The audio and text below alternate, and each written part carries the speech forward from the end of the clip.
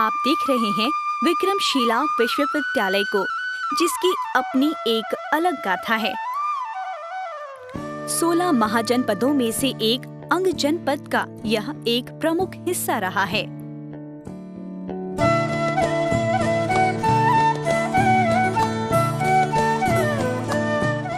अब यह अंग जनपद बिहार राज्य के भागलपुर में स्थापित है।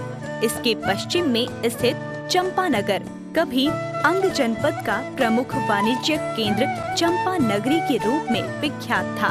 तो आइए हम लोग चंपानगर चलते हैं और देखते हैं कि मंजूषा चित्रकला क्यों खास है। विषहरी पूजा होती है, बिरला पूजा होती है, उसमें कुछ आकृति बनाई जाती है और उस पर चित्र उकेरे जाते हैं। तो लगा कि ये तो भाई चित्र है। वैसे बच्चों जैसा चित्र लगता था, कुछ आड़ी तिरछी रेखाएं थी, लेकिन लगा कि नहीं ये तो चित्र है। और कई मंजूषा को देखने से लगा कि यह तो एक यूनिट है, इसलिए कि उसमें एक रूपता थी, तो लगा कि यह एक फॉर्म है। चंपानगरी की अपनी एक अलग पौराणिक लोक गाथा है। बिहुला विषहरी की गाथा जनमानस में सैकड़ों वर्षों से बिहुला पूजा या विषहरी पूजा और कहीं-कहीं इसे मनसा पूजा के नाम से लोक उत्सव के रूप में मनाया जाता है। बिहुला पूजनोत्सव में कागज, सनई और शोला से निर्मित एक मंदिरनुमा आकृति बनाई जाती है, जिसे आम लोग मंजूषा कहते हैं। मंजूषा का अर्थ है सजा हुआ घर या सजी हुई पिटारी। मंजूषा यहाँ की आंचलिक भाषा का शब्द है। इसे ही बाद में मंजूषा कहा गया। इसी अंग जनपद की आंचलिक चित्रकला शैली मंजूषा कला यहाँ की पारंपरिक और सांस्कृतिक विरासत का प्रतिनिधित्व करती है। इस चित्रकला की खोज कर आर्थर ने इसे विश्व की पटल पर रखा। कुछ लोगों के अनुसार 30 मार्च 1989 को मंजूषा चित्रकला पहली बार प्रकाश में आया, तो बिहार की लोक कला एक बार फिर समृद्ध हुई। बिहुला विषहरी के अवसर पे जब उसका पूजा होता है तो उस समय एक मंजूषा बनाते हैं और मंजूषा के दीवारों पर वो लोग पेंटिंग बनाते हैं।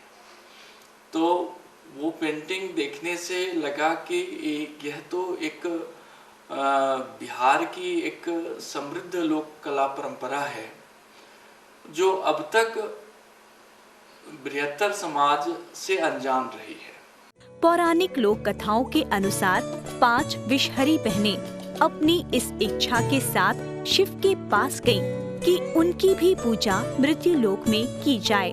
भगवान शिव ने उन्हें बताया कि पृथ्वी पर शिव भक्त चांदो अगर विषहरी बहनों को पूजा देगा तो मृत्यु लोक में उनकी पूजा हो सकती है। इसी की प्राप्ति के लिए विषहरी बहनों ने शिव भक्त चांदो को किसी भी प्रकार अपनी पूजा के लिए तैयार करना चाहा, और ऐसा ना करने पर विषहरी बहनों ने अपनी ताकत का इस्तेमाल चांदो पर किया। चांदो के 6 पुत्रों को विषहरी बहनों ने मार डाला। 7वें पुत्र बाला लखिंदर की शादी वासु सौदागर की पुत्री बिहुला से हुई, लेकिन सुहागरात के दिन ही विषहरी बहनों ने बाला को नाक से टसवा दिया। बाला की पत्नी बिहुला, जो पति प्रेम से ओतप्रोत थी, ने प्रण किया कि वो उसकी लाश को लेकर प्राणों की वापसी के लिए इंद्रासन के पास स्वर्गलोक जाएगी। इसी उद्देश्य से विश्वकर्मा लोहार ने एक खास तरह का मंजूषा तैयार किया, जिसे सजाने संवारने का काम लहसन माली ने किया था। पति की मृत्यु का बिहुला पर गहरा असर पड़ा। इससे वो काफी दुखी एवं भाव विह्वल थी। इस वजह से वो बहुत कुछ कहने की स्थिति में नहीं थी, और ये भी संभव था कि रास्ते में भाषा भी कहीं न कहीं समस्या बनती। इस कारण से जो मंदिरनुमा मंजूषा तैयार किया गया, उस पर चित्र के माध्यम से बिहुला विषहरी की पूरी कहानी चित्रित करने के लिए लहसन माली को बुलाया गया। लहसन माली ने बड़ी सुंदरता से चित्र के माध्यम से उसे चित्रित किया, ताकि लोग उसकी व्यथा उस चित्र के माध्यम से भी समझ सकें। लोक गाथाओं के अनुसार ये मंजूषा एक प्रकार का जलयान था। वर्तमान में पूजनोत्सव में जो मंजूषा प्रयुक्त होता है उस पर आकर्षक चित्र बनाए जाते हैं तथा प्रत्येक सुहागन स्त्री बिहुला विषहरी का व्रत हर साल रखती है और अपने सुहाग की लंबी आयु के लिए मालाकार लोगों द्वारा बनाई गई मंजूषा जल में प्रवाहित करती है। मंजूषा चित्रकला में अनेकों प्रतीक चित्रित किए जाते हैं, लेकिन मुख्य रूप से इस चित्रकला में बिहुला विषहरी की कथा चित्रित की जाती है। पौराणिक कथाओं के कारण ही बिहुला विषहरी कहानी वर्तमान में भी मंजूषा चित्रकारी एवं संस्कृति के माध्यम से लोगों को देखने को मिलती है। मधुबनी पेंटिंग जिस प्रकार से राम और सीता की पौराणिक कथाओं पर बनाई जाती है, ठीक उसी प्रकार मंजूषा चित्रकला भी बिहुला विषहरी की पौराणिक लोक गाथाओं पर आधारित है। सरकार को ये बैलेंस करने की कोशिश करनी चाहिए कि इस कला को भी उतना ही तवज्जो दिया जाए जो मधुबनी और दूसरी कलाओं को दिया जा रहा है। मालाकार कलाकार सनई की लकड़ी, बांस तथा जूट के रेशे द्वारा मंदिरनुमा ढांचा तैयार कर उसके ऊपर सफेद कागज का आवरण चढ़ाते हैं तथा इस आवरण के ऊपर मंजूषा चित्र बनाते हैं तथा मंजूषा के गुंबद के ऊपर नागफन बनाया जाता है। मंजूषा चित्रकला में सामग्री के रूप में कागज, गुलाबी, हरे, पीले एवं काले रंगों का इस्तेमाल किया जाता है। मंजूषा चित्रकला रेखा प्रधान होती है। इस चित्र में रेखाएं गतिशील होती हैं एवं मोटी रेखाओं का प्रयोग किया जाता है।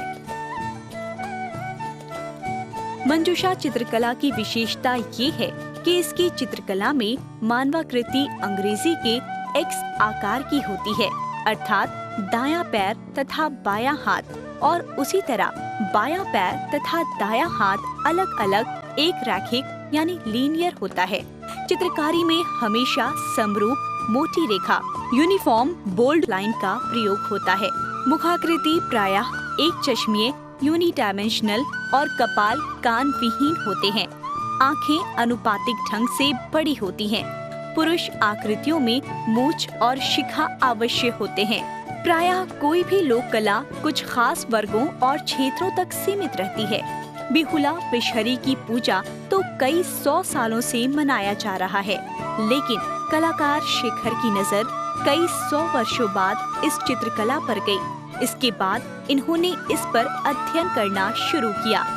परिणामतः श्री शेखर ने अपने संपूर्ण क्रांति के सहकर्मियों के सहयोग से मंजूषा शिल्प नाम से स्लाइड फिल्म प्रस्तुत किया और पहली बार इस तथ्य का उद्घाटन किया गया कि मंजूषा पर बनाए जाने वाले चित्र लोक कला चित्र है, जिसे इन्होंने मंजूषा चित्रकला कहा और संपूर्ण मंजूषा निर्माण की कला को मंजूषा शिल्प।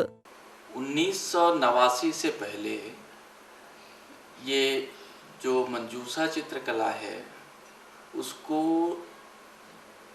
एक लाने का काम हुआ कि एक समाज के बृहत्तर लोग इसको जान समझ सकें। इसके लिए एक पहल उस समय हम लोगों ने किया था।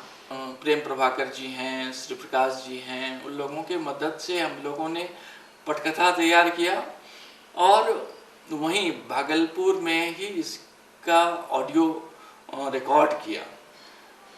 फिर ऑडियो और विजुअल जो हमारे पास स्लाइड था उनको मिला करके हम लोगों ने एक स्लाइड शो तैयार किया और इस स्लाइड शो का प्रदर्शन जो है हम लोगों ने कला केंद्र में किया। भारत के अनेक राज्यों में अनेक तरह के लोक त्योहार मनाए जाते हैं, जिसमें से बिहुला विषहरी पूजा की बिहार, पश्चिम बंगाल, उड़ीसा, आसाम आदि कई राज्यों में ये लोक पर्व के रूप में बड़े ही धूमधाम से मनाया जाता है। ये पर्व पूरे सावन के महीने में मनाया जाता है। मंजूषा चित्रकला की परंपरा को जीवित रखने वाली माली परिवार की ज्ञात चित्रकार चक्रवर्ती देवी, जो कुछ समय पहले तक तो जीवित थी, आज जीवित नहीं हैं, लेकिन उनके परिवार के लोग अभी हैं और वे लोग इस परंपरा को आगे बढ़ा रहे हैं। आज मंजूषा चित्रकला को बनाने वाले तो बहुत सारे चित्रकार हैं। निश्चित है, जब इस तरह की लोक कला लोकप्रिय होती है तो उसमें कई तरह के बदलाव देखने को मिलते हैं। लेकिन एक अच्छी बात ये भी है कि जब लोग इसे व्यापार का माध्यम बनाते हैं और आधुनिक तरीके से और आधुनिक रंगों का इस्तेमाल करने लगते हैं, तब कहीं न कहीं इस वजह से इस लोक कला का प्रचार प्रसार होने लगता है। एवं नकारात्मक ये है कि इसकी मूल कला आधुनिकता के साए में ढक सी जाती है। एक तो कला सांस्कृतिक अभिव्यक्ति का माध्यम है, तो वह कला कितना धारदार तरीके से अपनी संस्कृति की अभिव्यक्ति कर पाता है। लेकिन जब उसका हम उपयोग शुरू करते हैं, बाजार उसमें घुसता है, तो वह संस्कृति की कलात्मक अभिव्यक्ति नहीं होती है। चित्रकार राहुल एवं अन्य चित्रकार जो प्रयोग के तौर पर मंजूषा चित्रकला को बना रहे हैं, वो इस बात को सहज ही स्वीकार करते हैं कि माली परिवार की चक्रवर्ती देवी की चित्रकला से ही लोग प्रेरित होकर और उसी को ध्यान में रखकर चित्रकारी करते हैं। देखिए, जो लोक कलाकार थी चक्रवर्ती देवी, उन्होंने जो रंगों और चित्रों का जो प्रयोग किया, तो आज के समय में ज़्यादातर मंजूषा पर काम करने वाले जो लोग हैं, उसी की एक तरह से नकल कर रहे हैं। मंजूषा निर्माण एवं मंजूषा चित्रकला के अस्तित्व को आगे बढ़ाने में चक्रवर्ती देवी के परिवार एवं इसके साथ साथ अन्य कलाकार भी लगे हुए हैं। कोई भी कला तब जिंदा रहता है कि हम उसके फॉर्म को जिंदा रखें, लेकिन उसका प्रयोग भी करें। तो जो बहुत सारे चित्रकार हैं, उन्होंने अलग अलग रंगों का, फॉर्म का, यूनिट का, और यहाँ तक कि बहुत सारे चित्रकारों ने वो कथा भी अलग अलग चुन ली है। उन्हें चित्र का फॉर्म वही है, लेकिन उसमें दूसरी बातें कह रहे हैं, दूसरे चित्र बना रहे हैं। जल रंग के बदले ऑयल कलर का भी प्रयोग होने लगा है। कुछ कलाकारों ने अर्थ कलर का भी प्रयोग किया है। तो रंगों का और जो कैनवास है वो भी बदला है आधुनिक समय में। आप कलाकार राहुल के बनाए हुए आधुनिक मंजूषा चित्रकला को देख रहे हैं। इन्होंने इन चित्रों में वैसे रंगों को भरा है जो मूल मंजूषा चित्रकला में प्रयोग नहीं किया जाता था। प्रयोग के तौर पर मंजूषा चित्रकला को दूसरे शैली में भी बनाया जा रहा है। कला केंद्र भागलपुर के प्राचार्य वैसे मंजूषा चित्रकला के पक्षधर हैं, लेकिन इस कला को दूसरे शैली में भी वो लोगों को परोसना चाहते हैं। मंजूषा चित्र शैली में जो है उसका एक विशेष कि विषहरी और बिहुला विषहरी से अलग हट करके, ताकि लोग इसको दूर तक ले जाया जा सके, इस शैली को इस शैली में डाला गया है। आज भी माली परिवार के बचे हुए लोग बड़ी निपुणता से मंजूषा बनाकर उस पर चित्रण कर सजाने संवारने में लगे हुए हैं। माली परिवार के लोग इसे बनाने के लिए कभी पेंसिल, स्केल या रबड़ आदि का इस्तेमाल नहीं करते। उनके अनुसार इसकी खूबसूरती आड़े तिरछे आकार से ही बनी रहती है। आज भी इस परिवार के लोग इसे बनाने में लगे रहते हैं। जब मंजूषा चित्रकला की लोकप्रियता कम थी, तब इस परिवार के लोगों को काफी संघर्ष करना पड़ा, लेकिन धीरे धीरे बिहुला विषहरी पूजा से जुड़े होने के कारण आए दिन लोग इस परिवार से इसकी पवित्रता के कारण इनसे बने हुए मंजूषा को विषहरी देवी पर चढ़ाने के लिए खरीद कर ले जाते हैं। वैसे तो इस कला के अस्तित्व के जिंदा रखने के लिए उच्च प्रशिक्षण संस्थानों में प्रशिक्षण देने की व्यवस्था की जानी चाहिए। कला केंद्र भागलपुर एवं परिधि के लोगों के द्वारा मंजूषा चित्रकला को जनमानस तक पहुंचाने एवं लोकप्रिय बनाने के लिए बच्चों के बीच ट्रेनिंग कैंप भी चलाए जा रहे हैं। तो बड़े और समृद्ध कला परंपरा के रूप में मंजूषा चित्रकला को देखा जाना चाहिए और इसके लिए एक पहल कलाकार की ओर से, रचनाकार की ओर से और सरकार की तरफ से भी होना चाहिए, ताकि जैसे मधुबनी चित्रकला को एक विश्व स्तर पर फलक सका है, उसी तरह मंजूषा चित्रकला को भी एक विश्व स्तर तक का एक फलक मिल सके। बिहार सरकार नए बिहार बनाने की राह पर है। ऐसे में सरकार से ऐसी अपेक्षा रखना गलत नहीं होगा।